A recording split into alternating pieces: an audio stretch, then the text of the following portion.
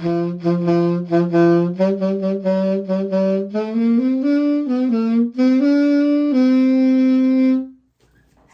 and welcome to the table. I'm your host, Dean Wolf, and today, as I mentioned in part 1 of me and my dad's Draft Commander deck, I pulled 2 very powerful cards. And those cards today are the inspiration for this deck that I am going to talk about today, which is a green and black sack recursion deck. And let me just say this right now. Even though I haven't played the deck yet, the deck's powerful. It's really powerful.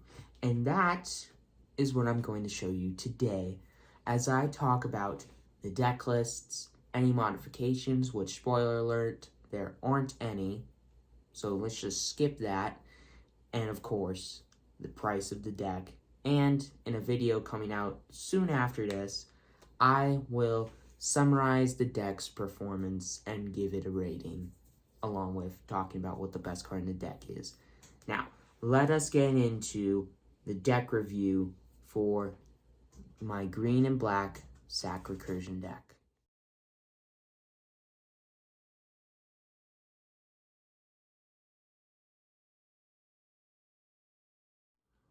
Alright, so let's get into creatures first, which are the bulk of this deck. First off, there is Neverwinter Dryad, which for 1 green mana, it is a 1/1 Dryad that says you can pay 2 to sacrifice it, search your library for a basic forest card, put it onto the battlefield, put it onto the battlefield, tap, then shuffle.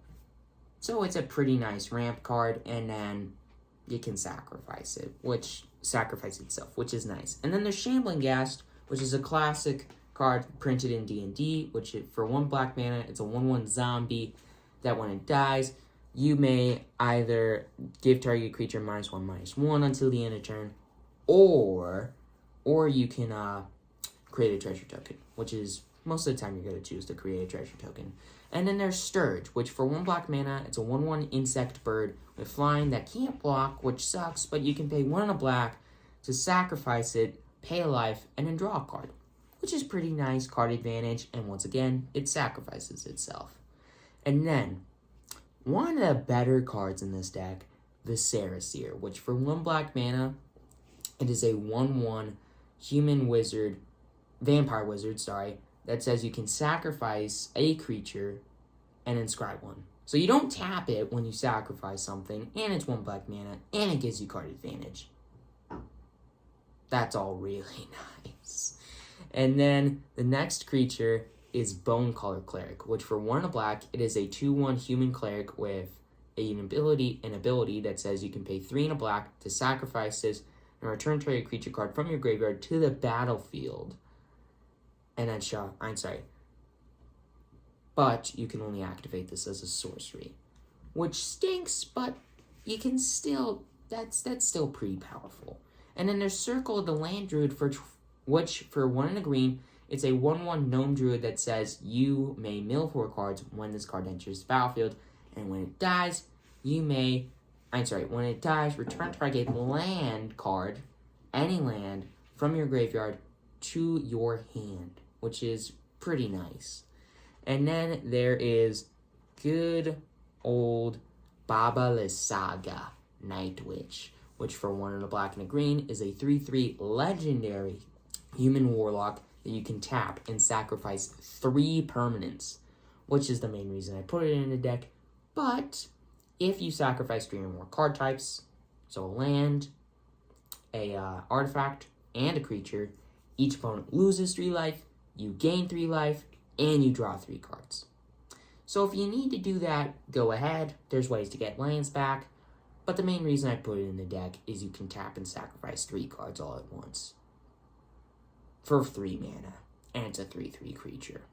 So that's pretty nice. And then there's Burnished Heart, which for 3 mana, it's a 2/2 artifact elk. You can pay 3 mana to sacrifice it, then search your library for up to 2 basic lands, put them onto the battlefield tapped, then shuffle, which is just really good ramp. And Filigree Familiar, 3 mana, Artifact, Fox, which is a 2/2 that when it enters the battlefield, you gain 2 life, and then when it dies, you draw a card. Both of which are pretty nice, but drawing the card when it dies is the best part, easily. And there's Flashback Marauder, which for 2 and a black is a 3/1 zombie warrior that when it enters the battlefield, each player sacrifices a creature, which you can sacrifice Flashback Marauder itself, which you're not really going to want to do a lot of the time. You're just usually going to want to sack a token, but it's just a good way to enable the sacrifice stuff in this deck. And then there's Grayslad, which for 2 and a black is a 4/1 frog warrior that says, as long as there are 4 or more creature cards in your graveyard, this card has Menace and Death Touch. However, it also has an adventure ability, which for 1 and a black is a sorcery that says mill 4 cards. And then you exile this card and you can cast the creature side of it later on. So if you want to cast the adventure part, you have to play that first, then the Grayslad. But you can always do this in the same turn if you want to. So there's that too. And then there's Nefarious Imp, which for 2 and a black is a 2/1 flying imp that says whenever 1 or more permanents you control leave the battle... whenever 1 or more permanents you control leave the battlefield, you scry 1, which is really nice. And then there's Pilgrim's Eye, which is a classic 3 mana artifact Thopter. That's a 1/1 with flying. That says when it enters the battlefield, you search your library for a basic land, put it into your hand, then shuffle. So it's just a really good chump blocker, and it's good ramp. And then this is where things get spicy. Plague Reaver, 2 and a black for a 6/5 beast that says at the beginning of your end step, sacrifice each other creature you control. Which sucks, but in this deck it's not too bad. But most of the time, you're going to want to use its second thing, which is discard 2 cards, sacrifice this card, then choose target opponent. Then return this card to the battlefield under their control at the beginning of their next upkeep. So they're usually going to discard the 2 cards and sacrifice it as well, but they discard 2 cards, which isn't great for them, but is great for us. So your opponents are losing all their cards, while you can still use the cards in your graveyard, and eventually they have to sacrifice their entire board. So that's really nice. And then there's Skullport Merchant, which for 2 and a black is a 1/4 dwarf citizen that when it enters the battlefield, you create a treasure token, and then you can pay 1 and a black to sacrifice another artifact or creature to then draw a card, which is just a really good sack outlet, and it's a good chump block, and it's just a good blocker overall. And then there's Skullwinder, which for 2 and a green, it's a 1/3 snake with Death Touch that says when it enters the battlefield, return target card from your graveyard to your hand, then choose an opponent, and they do the same. Which isn't great, but it's a way to kind of make an alliance with somebody, which, by the way, in Commander, you can do politics stuff and make deals and whatnot. So if you play this card, you can make an alliance with somebody like, if you don't do this to me, then I'll let you get this card back from your graveyard if you want. So it's just a good deals card, if you know what I mean by that. And then there's Underseller Mysonid, which for 2 and a green is a 1/2 fungus that when it enters the battlefield or dies, you create a 1/1 green sapperling, which by the way looks like a buff baby Groot, which is awesome. And then you can also tap it to add a mana of any color. So it's good ramp. It makes buff baby Groots when it enters the battlefield or dies. It's just awesome. It's just amazing. And then there's Visonia Drow Apostate, which for 2 and a black is a 2/3 legendary elf cleric that says at the beginning of your upkeep. At the beginning of your upkeep, if there are 4 or more creature cards in your graveyard, return a creature card at random from your graveyard to your hand, and then it also has to choose a background, but that part doesn't matter. Sure, the whole return a creature from your graveyard to your hand is random, but it's still card advantage, which is nice. And then there is Druid of the Emerald Grove, which for 3 and a green is a 2/2 dwarf druid that says when it enters the battlefield, search your library for up to 2 basic land cards, then roll a d20. If you roll 1 through 9, put one of them into... put both of those cards into your hand and shuffle. If you roll a 10 through 19, put one of them onto the battlefield tapped and the other into your hand, then shuffle. And if you roll a 20, you put both of them into play tapped and then shuffle your library. Which is, this card is just good ramp. It's a good chump blocker, and it's good sack fodder. And then, one of the better return cards in this deck is Golgari Findbroker, which for 2 black and 2 green is a 3/4 elf shaman that says when it enters the battlefield, return target permanent card from your graveyard to your hand. Which is really nice, because, it's a 3/4 and you return a permanent from your graveyard to your hand. And then there's Kagha, Shadow Archdruid, and I don't even know if I'm saying that right, but I don't care. And for 2 a black and a green, it's a 1/4 legendary elf druid that says when it attacks, it gains Death Touch until the end of turn, and you mill 2 cards.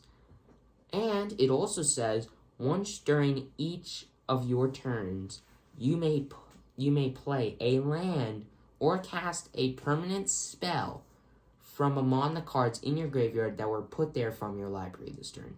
Which, if you're a commander, you're going to mill a lot of cards every turn, and if your opponent doesn't pay the life, then it's just going to go into your graveyard, which you can then reuse with Gaga, and she also mills 2 cards. So that's just really nice. And then there's Magus of the Order, which for 2 and 2 green, it's a 3/3 human wizard that you can pay 1 green to tap and sacrifice this and another creature to search your library for a green creature card, put it onto the battlefield, then shuffle. And as you can tell, there are a lot of really powerful green cards in this deck that are creatures, and this gets one of those, and sacrifices itself and another creature in the process, which is really nice. And then there is Shadowheart Dark Justiciar, and for 3 and a black, it is a 3/4 legendary human elf cleric that you can pay 1 and a black to tap and sacrifice another creature, and then you draw X cards where X is that creature's power, and it has Truth's background, but that doesn't matter. So it's just a really good sack outlet. And then there's Solemn Simulacrum, which for 4 mana is a 2/2 artifact golem that says when it enters the battlefield, search your library for a basic land card, put it onto the battlefield tapped, then shuffle, and then when it dies, you draw a card. So it's like Filigree Familiar, but it gets a land in the process, which is nice. And then there's Treasure Keeper, which for 4 mana is a 3/3 artifact construct that says when it dies, reveal cards from the top of your library until you reveal a non-land card with mana value 3 or less. You may cast that card without paying its mana cost, then put all the other cards revealed this way onto the bottom of your library in a random order. Which is really nice, because then you can just, get any card in the deck that costs 3 or less. But it's going to be random, but still, that's still card advantage. And most cards in this deck that are good cost 3 or less. So, there's that, too. And then, there is Vrock, which for 3 and 2 black, it is a 3/3 bird demon with flying that says at the beginning of your end step, if a permanent you control left the battlefield this turn, each opponent loses 3 life. Which is really awesome. And then there's Colossal Badger, which for 5 and a green is a 6/5 badger, and when it enters the battlefield, you gain 3 life, but that doesn't matter. The part that matters is its adventure thing, which is Dig Deep, which for 1 and a green, you mill 4 cards, you choose a creature, and you put a +1/+1 counter on that creature for each creature card milled this way. Which, by the way, there are a lot of creatures in this deck. And then there's Meteor Golem, which for 7 mana, it is a 3/3 artifact golem that says when it enters the battlefield, destroy target non-land permanent your opponent controls. Which is really good. And that wraps up the creatures, and now getting aside with the bulk of the deck, let's get into the artifacts. Alright, first off, there's Campfire, which for 1 mana, it is an artifact that you can pay 1 and tap it to gain 2 life. Or you can pay 2 and tap it to exile it, and put all commanders from your command zone and your graveyard into your hand, which is going to make them cost less more than likely. And then you put all cards from your graveyard and shuffle them into your deck. Which you may be thinking, Teen Wolf, that's not good for this deck. You'd think that, but actually, your opponents, more than likely, are going to have some kind of way to exile your graveyard, and this is perfect protection for that.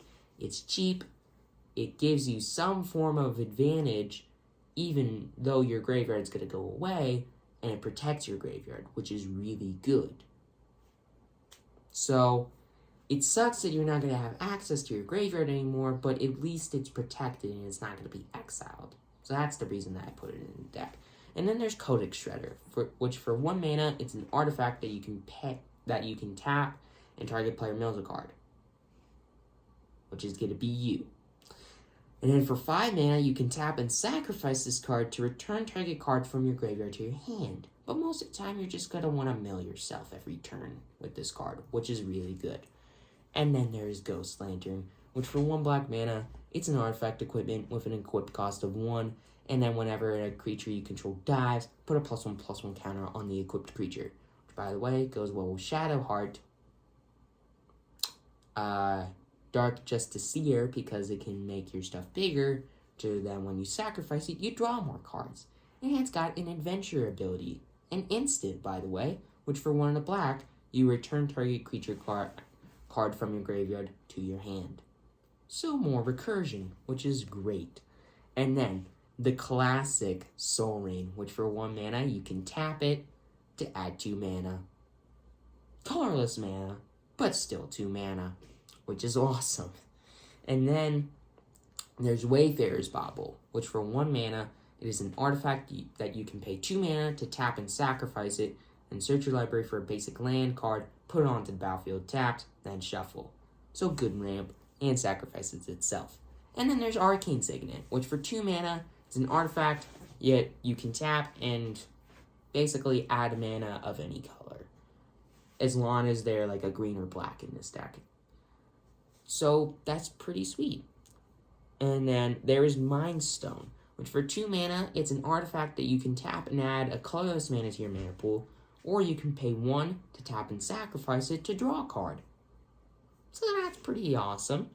And then there's Prized Statue, which for 2 mana, it's an artifact that when it enters the battlefield or is put into your graveyard from the battlefield, you create a treasure token. Ramp. And it's really good sack fodder.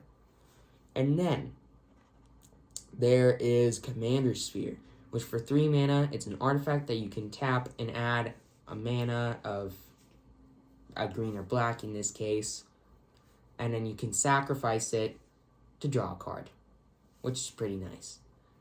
It's kind of like Arcane Cygnet, but it can still be used later on in the game to enable some stuff and draw a card.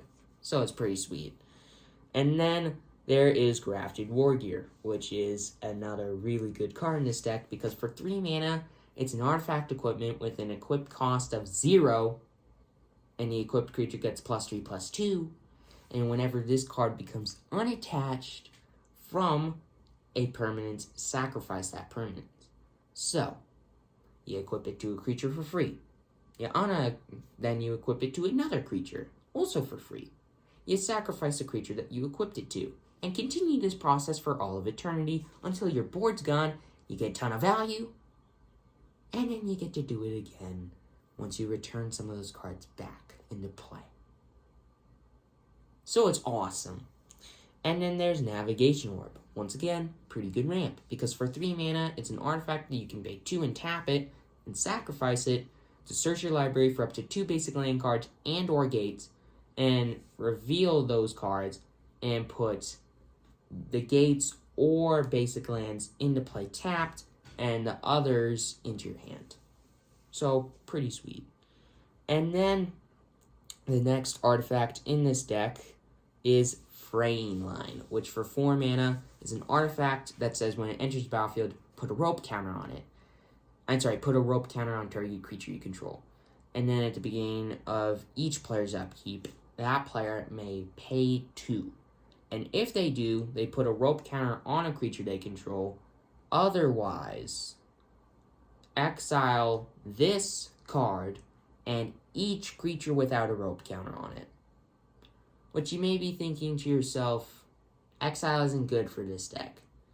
Sometimes you just need a board wipe, and it sucks that you're going to have to get rid of some of your creatures in the process forever, but sometimes you just have to clean up the board, even though it may suck to do it.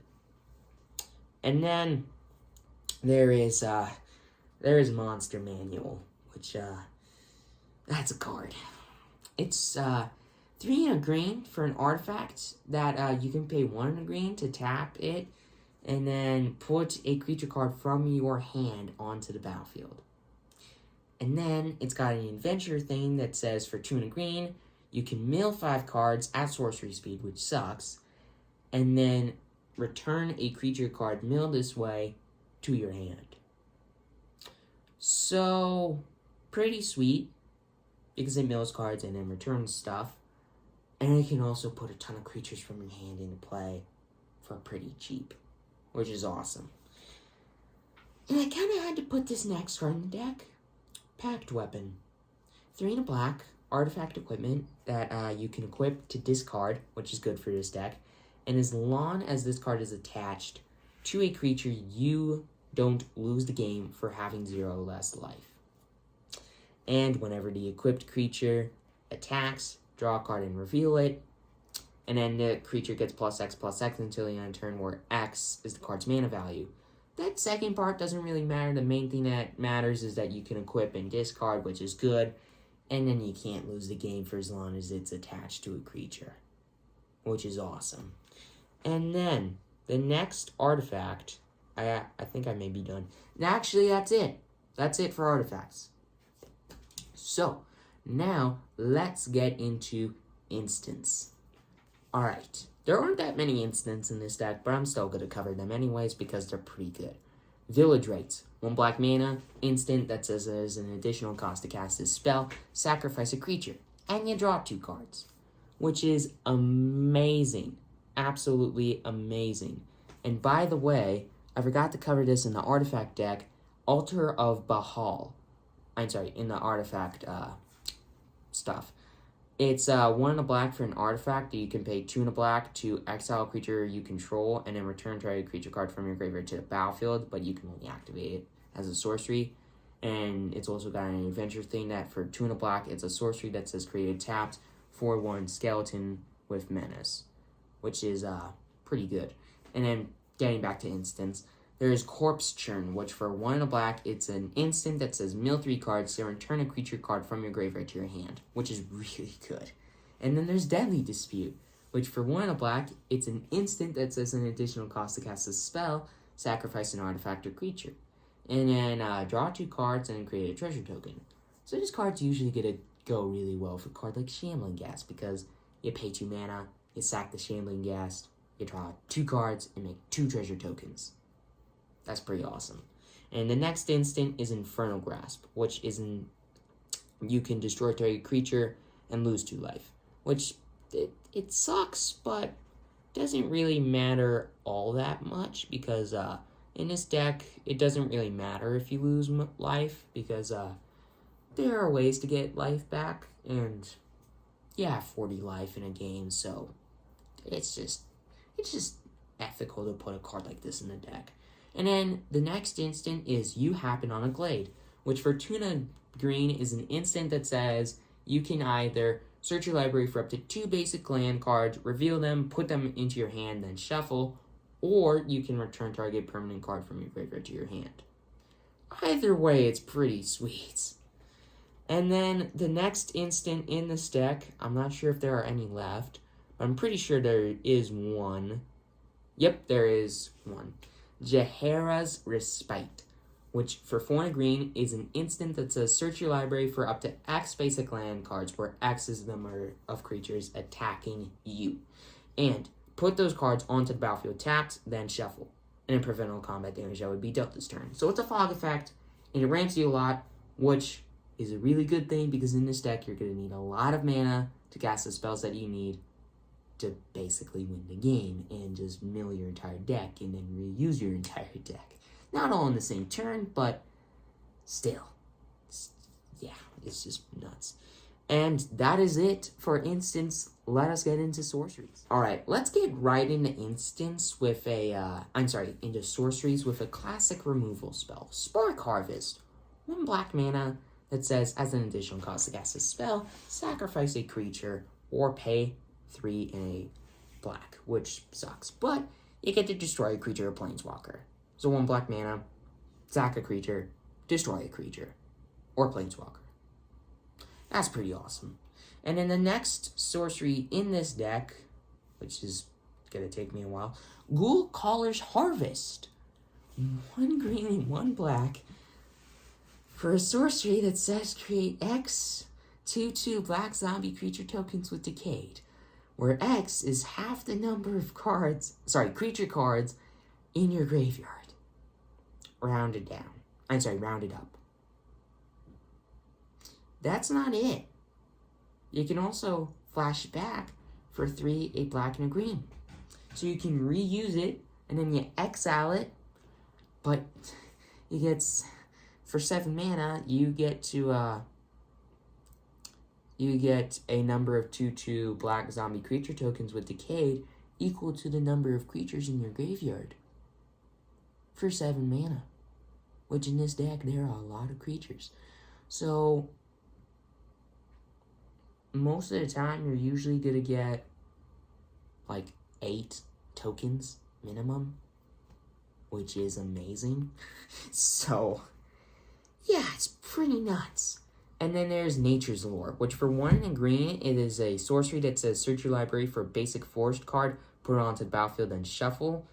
And then there's 3 Visits, which is the exact same thing, except it's got a different name, different art, and is an uncommon.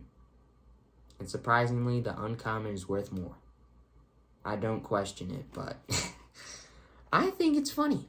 I truly think that it is funny. But anyways, getting past the Nature's Lore 3 Visits thing, which I don't understand, but whatever. There's Druidic Ritual, which for 2 and a green, it's a sorcery that says you may mill 3 cards, then return up to 1 target creature card and up to 1 target land from your graveyard to your hand. Pretty good. Because it gets a land, it gets a creature, and it mills you for 3. Not onto the graveyard, but still into your hand, which is awesome. And then there is Split the Spoils, which for 2 and a green, it's a sorcery that says exile up to 5 target permanent cards from your graveyard and then separate them into 2 different piles.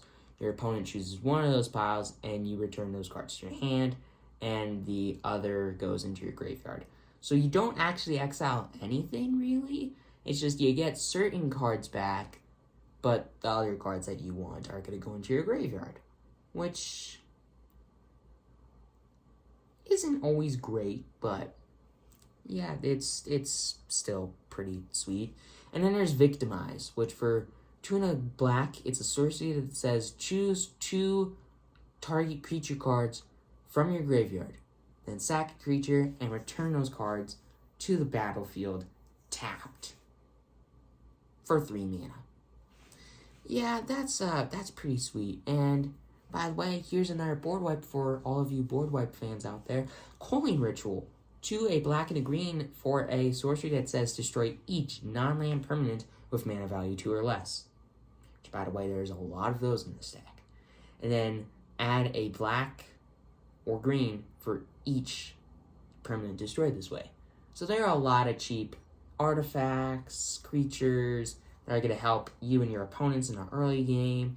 You're going to get a ton of mana for destroying all of those cards. And then you're going to more than likely replay a lot of cards that you destroyed. And your opponent's not going to like that, but you're going to love it. And then I'm pretty sure that's it for sorceries. Nope. There's a few more sorceries. There's 2 more. First, there's Diagraph Rebirth, which for 3, a black and a green, is a sorcery that says this costs 1 less to cast for each creature destroyed. That died this turn. Yeah, usually this card's going to cost a black and a green to return a creature from your graveyard to the battlefield. And it's got flashback for 5, a black and a green, which once again, it's going to exile it when it's gone, but you are more than likely only going to have to cast it for a black and a green to return a creature from your graveyard to the battlefield. That's pretty awesome. And then there is Explore the Underdark, which, by the way, there is one more sorcery after this. For 4 and a green, it's a sorcery that says search your library for up to 2 basic land cards and or gates, put them onto the battlefield, tap, then shuffle. And then you take the initiative, which is, it's a new dungeon that gives you some extra value, and if you have the initiative, at the end of each of your turns, you venture into it further. So it's pretty nice. It's not a great dungeon, but it's still giving you more advantage, which is nice. And then there is Summon Undead, which for 4 and black, it's a sorcery that says you may mill 3 cards. Then return target creature card from your graveyard to the battlefield. Not a great card, but it's still a pretty good card. And now, with all of that done, let us get into enchantments. Alright, I am pretty sure there's a total of 3 enchantments in this deck, so I'm also going to cover lands at the same time. And then Warlock class. 1 black mana, and at the beginning of your end step, if a creature died this turn, each opponent loses 1 life. So that's pretty sweet. And then you can pay 1 and a black to level it up, which you still get the effects from the prior levels. And then when it becomes a level 2, you look at the top 3 cards of your library and put 1 of those into your hand and the rest into your graveyard. Pretty sweet. And then for 6 and black, you can level it up again to, at the beginning of your end step, if each opponent loses life equal to the life that they lost this turn. Which in this deck is usually going to be a lot, because you're going to have a lot of creatures that you're going to attack with that you don't care if they die. So, yeah, that's pretty broken. That is pretty broken, if I do say so myself. And then there's Scion of Hallister, which for 1 and a black, it's a lot like level 2 of a Warlock class, except it's every turn. So it's a legendary enchantment background that says command your creatures you own have the first time you would draw a card this turn. You look at the top 3 cards of your library, put 1 into your hand, and the rest into your graveyard, which is really nice. And then there's Agent of the Iron Throne, which for 2 and a black, it's a legendary enchantment background that says command your creatures you own have whenever an artifact or creature you control is put from your graveyard into the is put into your graveyard from the battlefield, each opponent loses 1 life. Which is pretty broken. Pretty broken, if I do say so myself. That is a really powerful effect. And now, getting on into lands, the first land that we have to talk about is Black Dragon Gate, which is a gate that enters the battlefield tapped, and as long as it entered the battlefield, as long as it enters the battlefield, choose a color other than black, and it taps to add a black or a mana of the chosen color, so a black or a green. And then there is Manor Gate, which is the exact same thing, except it taps for a green, or the mana of the chosen color, which is going to be black always. And then there is Command Beacon, which is a land that you can tap to add a colorless mana, or tap and sacrifice this to put a commander you own from your hand, into your hand from the command zone, which is really sweet. And then there's Command Tower, which taps to add a mana of any color, basically, for this deck. And then there's Deathcap Glade, which enters the battlefield tapped unless you control 2 or more other lands, and it taps to add a black or a green. And then there's Evolving Wilds, which you can tap and sacrifice to search your library for a basic land card, and then put it onto the battlefield tapped and then shuffle. And then there's Terramorphic Expanse, which is basically the same thing as Evolving Wilds. It's just got a different name. And then there is 12 forests in this deck, 15 swamps in this deck, and last but not least, Undergrowth Stadium, which enters the battlefield tapped unless you have 2 or more opponents, which is going to be very easy to accomplish in Commander. And you can tap it to add a black or a green, which is pretty sweet. And that covers the deck, which overall I think is really powerful. I haven't played it yet, but I'll play it soon. And now, skipping modifications, let's get into the price of the deck. I forgot to say that I was going to do this, but I also need to cover the number of each card and whatnot. So there is 29 creatures in this deck. There is 15 artifacts in this deck. There is 6 instants in this deck, 11 sorceries, and 4 enchantments. And then the average cost of each card in the deck is 2.88, which is less than 3, which is pretty good for a commander deck overall, in my opinion. But like I said, this deck is really broken, and I can't wait to show all of you it. So let us get into the price of this deck. So my goal for each of these videos was to make the price of these decks $50 or less.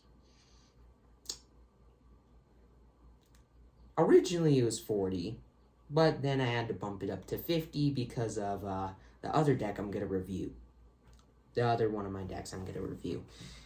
But this deck is only $37.71, which is pretty sweet because it's less than $40, which is what I originally wanted, and it's a really solid deck.